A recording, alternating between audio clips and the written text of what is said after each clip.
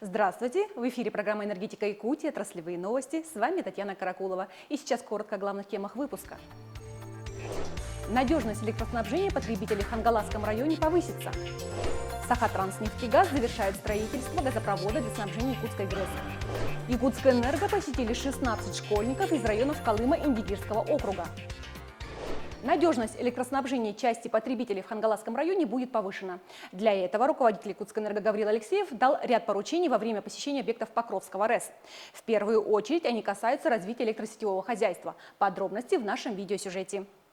Село Улахана на юге Хангаласского района – одно из динамично развивающихся в Якутии. За последние 20 лет численность населения здесь выросла на треть. За надежность поставки электрической энергии отвечает коллектив сетевого участка.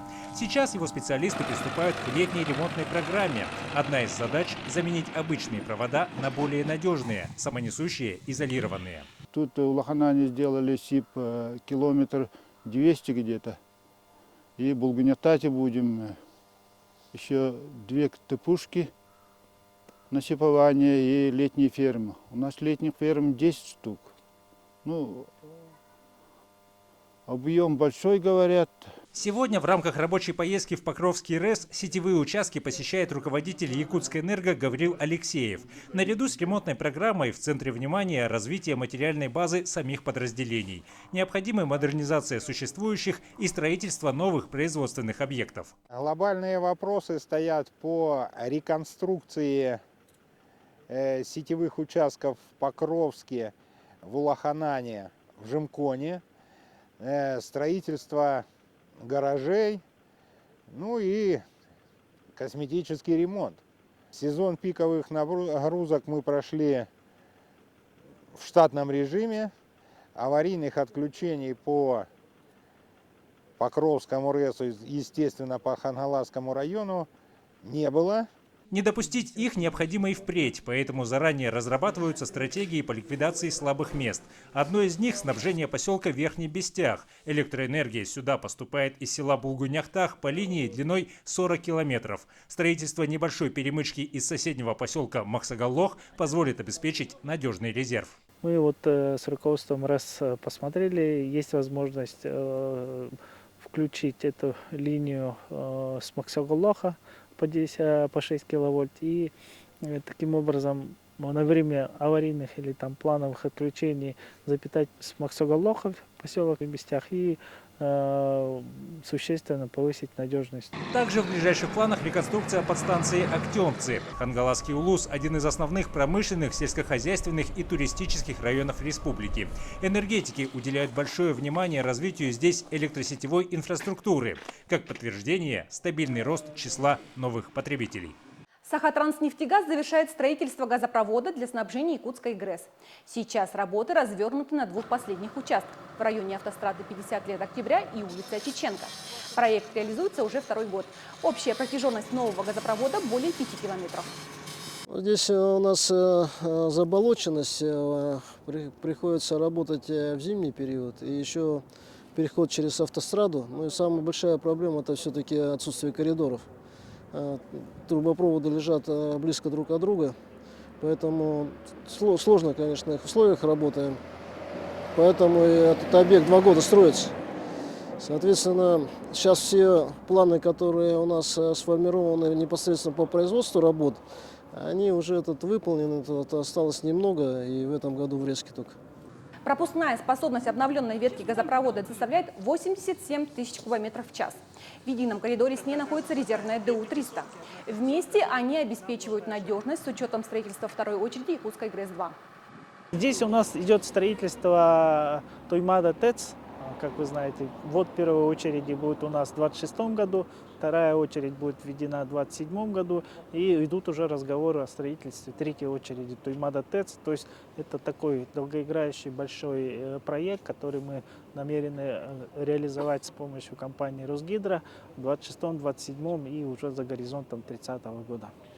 Действующий газопровод ДУ-500 был построен в 1978 году. Врезка новой трубы на территории Якутской ГРЭС планируется в середине июня. Эти работы никак не скажутся на работе станции. Высоковольтная линия Мая-Нижний Бестях класса 110 киловольт стала надежнее. Здесь специалисты в рамках ремонтной программы произвели выправку 2 опор.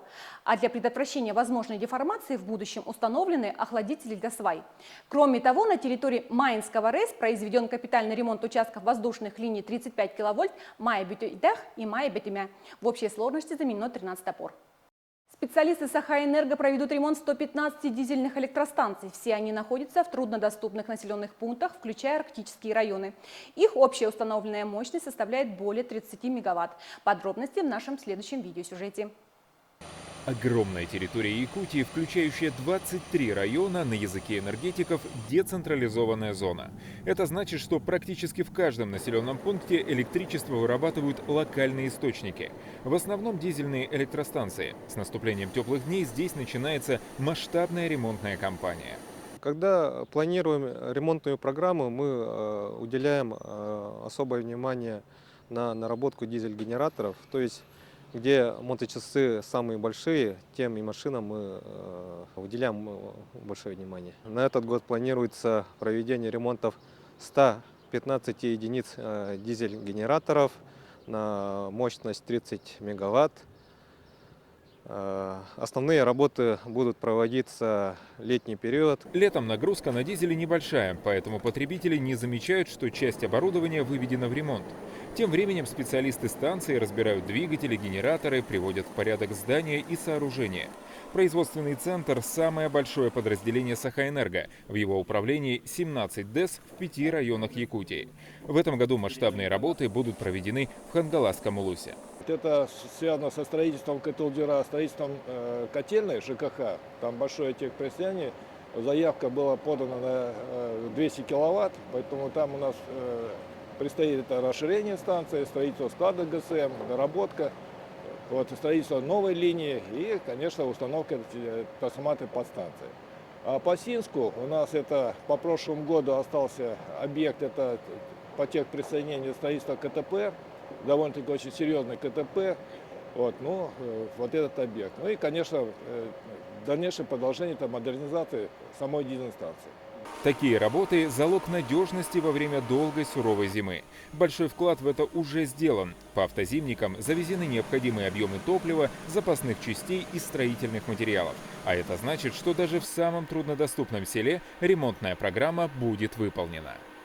Энергетики завершили завоз топлива и запасных частей по автозимникам. Все запланированные объемы выполнены. В основном это каменный уголь для котельных и депутатской ТЭЦ, дизельное топливо для электростанций, энерголес для сетевых компаний. Как отмечают специалисты, в этом году завоз прошел без особых проблем. Следующий этап стартует с открытием навигации. По северному завозу, можно сказать, что отработано отлично. Сейчас общество готовится к навигации 2024. Сюда, в принципе, проходят плановые ремонтные работы, готовится к предъявлению Российскому маячному регистру и, собственно, планируем начать навигацию согласно установленного плана в начале июня. Якутскэнерго посетили 16 школьников из районов Колыма и Индигирского округа. Все они победители и призеры профориентационной олимпиады энергетики будущего среди 7-11 классов. Во время состязания оценивали знания в области математики и физики, а также электроэнергетики Якутии. Во время экскурсий по объектам компании школьникам показали музей Якутскэнерго, Якутскую ТЭЦ, Якутскую ГРЭС-2. Также в этот день генеральный директор Гаврил Алексеев вручил ребятам дипломы и призы. Олимпиада энергетики будущего проводилась впервые. Она поможет школьникам при выборе будущей профессии, что позволит восполнить дефицит квалифицированных кадров. На сегодня у меня все новости. До встречи в следующих выпусках программы «Энергетика Якутии».